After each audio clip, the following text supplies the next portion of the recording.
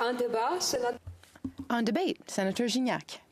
Madame la Présidente, Thank you, Madam Speaker. et ces sénateurs, je souhaite Dear colleagues, fellow senators, I wish to speak to Bill C-69, an act to implement certain provisions of the budget tabled in Parliament on April 16th of this year. No need for me to elaborate on the measures contained in the bill. The bill's sponsor, Senator Lafreda, did so eloquently and enthusiastically last night. Since you all have a good idea of the content of Bill C-69, my speech will be brief. It should not exceed 45 minutes. As a member of the National Finance Committee, I'd like to come back to one of the many observations contained in the Finance Committee report tabled right here in the chamber. I want to thank my committee colleagues for agreeing to include it. I also want to thank the leadership of the committee. And so I hope that the chair of the National Finance Committee enjoys a long tenure in this position because of their effectiveness. Now, I'd like to come back to the observation after clause by clause passage of the bill. Despite its 600-plus pages and the inclusion of numerous measures unrelated to financial matters, one important 2024 budget measure is notably nowhere to be found in Bill C-69, namely the proposed changes to the capital gains tax system. Despite its absence, we've heard serious concerns from Canadians of all walks of life about the uncertainties created by the proposed changes. Indeed, the government proposed June 25, 2024, which is next week, as the effective date for the increase in the capital gains inclusion rate, even though the related bill has not yet been tabled. The committee questions this course of action, particularly in the case of a measure that has a major impact on Canadians' finances during this period of economic uncertainty, end quote. Honorable colleagues, honorable senators, we're not talking about a tax increase on gas or tobacco. We're talking about a major change to the fiscal rules in place for nearly 25 years, since year 2000, when then Liberal Finance Minister, the Honourable Paul Martin, decided to lower the inclusion rate from 75 to 66% in February 2000 and then down to 50% in September of that same year. Dear colleagues, I look forward to sharing with you the economic reasons given by former Finance Minister Paul Martin to justify reducing the capital gains inclusion rate. It must be said that the country's great Liberal treasurer at the time, with his very conservative management style, put public finances on a sounder footing and successfully returned to a balanced budget. Honourable colleagues, I deplore the fact that the Senate Committee on National Finance was unable, prior to the coming into force of this measure, to exercise, since it's coming into force next Tuesday, it was unable to exercise its role of providing sober second thought on the statements made by the finance minister to the effect that this only affects a small proportion of the wealthiest Canadians and would have no impact on Canada's investment intentions and on its economic growth.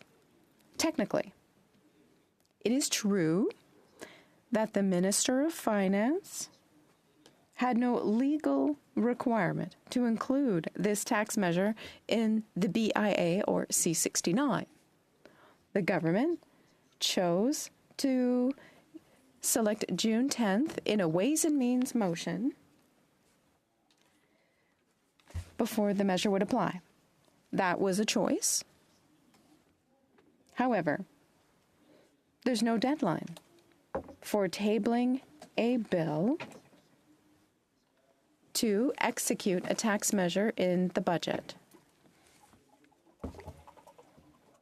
For a tax measure to come into force, a Ways and Means motion has to be tabled. And there's no time limit. The constraint is to table it before the session prorogues. Honourable Senators, if the reason for choosing not to include this tax measure in Bill C-69 was the time required by public servants to properly prepare a future capital gains bill, we could have opted for a later effective date, such as October 1, or even January 1 of next year, as many experts suggested. So, the last time a finance minister decided to increase the capital gains inclusion rate goes back to 45 years ago. The then finance minister at the time, Honorable Michael Wilson, announced 6 months in advance the tabling of a white paper indicating that the capital gains inclusion rate would go from 50 to 66% coming into effect the following January 1st, which was 6 months after that announcement. And it took 2.5 years to fully implement. Now, it's not customary to comment on a tax measure that's not part of the budget implementation bill. So, I will conclude by saying that the approach used this time with this reform to capital gains taxation is not a desirable practice on a legislative level. I would even add that it does not live up to the expectations of investors and Canadians in this major G7 country with a AAA credit rating. We should aim higher in terms of best practices for sound governance in managing public finances, and give this chamber a chance to play its role of sober second thought. Otherwise, if we truly believe in the independence of the Senate. Thank you. Senator Husako, Senator Well, you have questions? Senator Husako? Senator Gignac, est-ce que vous prenez? Senator Gignac, will you take a question? Yes? Thank you, Senator Gignac. Thank you for your speech, which, as usual, was very interesting. I was very happy to hear that you agree that we're going through a very difficult economic time, a great deal of economic uncertainty. Unlike my colleague Senator Lafreda's analysis, according to which 90% of Canadians are now living like he and I do, I have a great deal of difficulty understanding that, which is not that statistic, which is not a government statistic. Now, according to your historical analysis of capital gains at the time of Mr. Martin, could you elaborate on the reasons why the Martin government took the decisions it did at the time, and what the impact of that decision was directly on the economy at the time? Senator Gignac. Thank you, Senator Housakis, for your question. I mentioned in my speech that I would be speaking about this next September, but I did indeed prepare it if ever a colleague wasn't able to wait until next September. So I excerpted the part of the speech that was in the document to understand why the minister asked for a increase in the exclusion rate. There are 4 reasons. High technology and other high growth, rapid growth industries are the economic driving force of Canada. Measures must be appropriate for innovation and allow businesses to access the capital they need in an increasingly competitive economy based on knowledge. If we examine the current regime, we can note that reducing the exclusion rate from 75 to 66% is the best way to reach this objective. That's why he proposed it. Thank you. Thanks, Speaker. Well, Senator Gignac, you've opened the door now to you mentioned the necessity for rapid growth industries to innovate and have access to capital. When Finance Minister Martin, who was a very conservative-minded finance minister with conservative-minded policies, when he did reduce it from 75 to 50, did it have the desired result in supplying money for innovation, access to capital for growth? Senator Gignac. Thank you for your. It's an interesting question. It will be a very important debate. I'm sure we'll talk about that a lot next September and October when we will have the bill. Because Finance Department, I respect officials from Finance Department. I've worked at Finance Department myself. And in fact, and I think Senator Lefreda have alluded about that, and even Senator Gold has mentioned that, we have increased the inclusion rate, they have no impact. We have reduced, they have no impact. But guess what? When Paul Martin have done that, it was February 2000. Do you remember what happened in 2000? It was the technology bubble collapse. Nortel going under more or less under, I will say, but you know what happened. So it was layoff, cost-cutting, and no longer capital available for the technology communication. It's a significant part of investment. So is it related to the fact that this tax inclusion have no impact, or is it related to the fact that the bubble in NASDAQ collapsed and they have huge collateral impact? So I trust Paul Martin. I've covered many of his budget. He's one of probably the most conservative finance minister that we have never seen as a liberal minister. And if I have to choose between Paul Martin's opinion and with all the respect to official finance department, I will choose for Paul Martin's judgment. I think that, in fact, so make no mistake, my opinion is not made yet what I will do next fall, if I will agree or not on that increase. Because from a justice, social justice, a buck is a buck is a buck, and I agree that, in fact, that to some extent. But the way it was done, it was not properly. You have to give minimum 6 months notice and possibly 1 year, because it's not like a tax fuel or tobacco fuel, okay? We need predictability. On a besoin de prévisibilité au niveau du régime fiscal. And, but as far as the economic impact, I'm pretty convinced it's negative. At the time that Canada had the worst productivity gains in OECD, and we need investment. And we have to send the right signal to foreigners and investors that this country wants to create wealth. My problem is this one.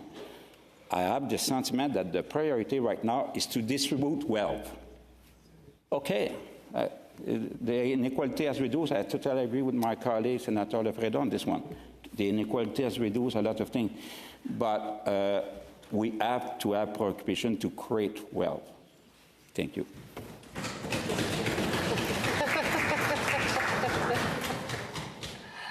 Okay. Senator Dasko. We only... Senator Gignac, would you take another question? Yes. What?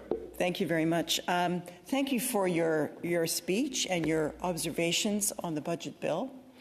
So we have a situation with this bill where we have a budget bill with non-budget measures that we criticize, and we have a budget bill without budget measures that might be in the bill. So we have this very undesirable situation. You've outlined some of the disadvantages of the situation, but might there be an advantage in separating the two, in the sense that we will have the ability to scrutinize the bill that's coming on capital gains. We'll have a chance to possibly change it. We'll be able to discuss it fully. And of course, that's the critique we have of the non-budget measures in this bill. We can't examine it. So is there that possible advantage? Thank you. Sénateur Gignac, est-ce que vous demandez quelques minutes pour répondre? Senator Gignac, are you asking for a few more minutes to respond to the question? Yes, if possible. Consent for 5 minutes at most? Eh? Merci. Thank you for your question, Senator Dasco. Obviously,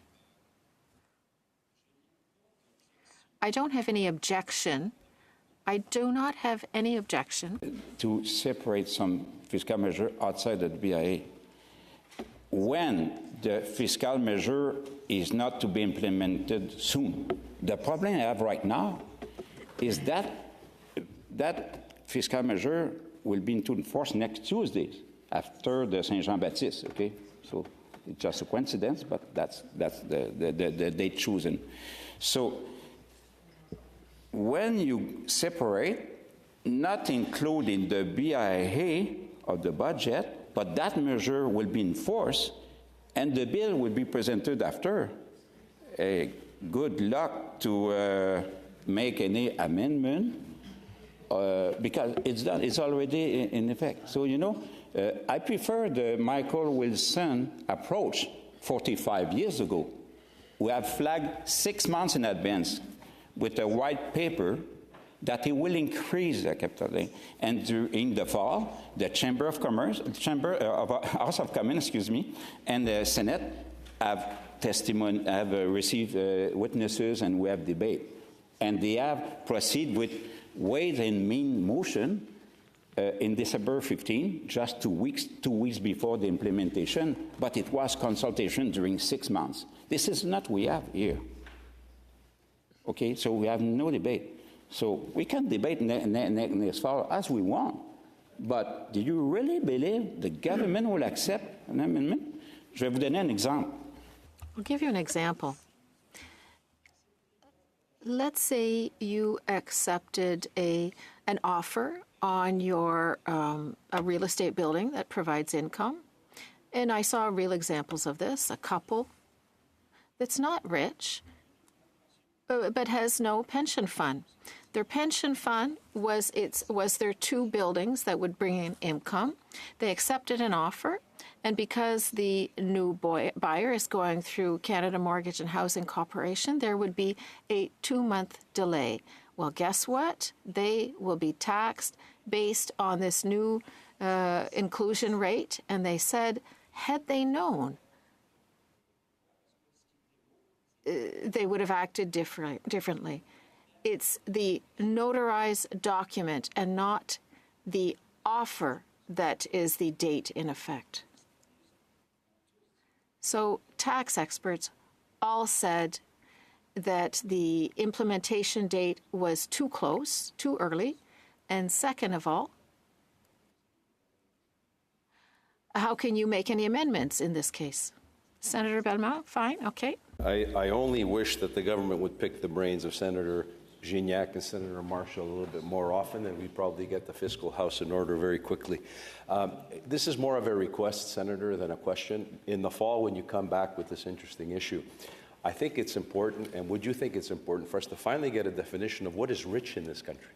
I cannot get a definition from the government now in 9 years. What is poor, what is middle class, and what is rich? And until we have that understanding, because capital gains was raised recently, or it's in the process of being raised, to go after the rich, but it's going after plumbers, it's going after electricians, it's going after doctors, it's going after hardworking Canadians who are putting aside a nest egg. Hardworking Canadians, they pay taxes on that nest egg, and then they're being stolen. Their efforts and their sweat and blood is being stolen by another 16% unilaterally because the government doesn't have a fiscal anchor. Would you agree to that? Sénateur Gignac. Yeah, thank you. Senators. And je veux remercier aussi les... I'd also like to thank the Finance Department officials. We have all the information based on income bracket. You need to distinguish between businesses and individuals because there are professionals who became incorporated, dentists, doctors, who do not receive the $250,000 exemption. So there's a lot going on. And I know my colleague, Senator Lofreda, has agreed to sponsor the upcoming bill. And I would accept to sponsor the bill if the government would accept amendments. I have a lot of amendments that I would propose. Yesterday, there was Luc Godbout, who was at the Finance Committee, who spoke on these very questions. So there's a lot that will be said this fall.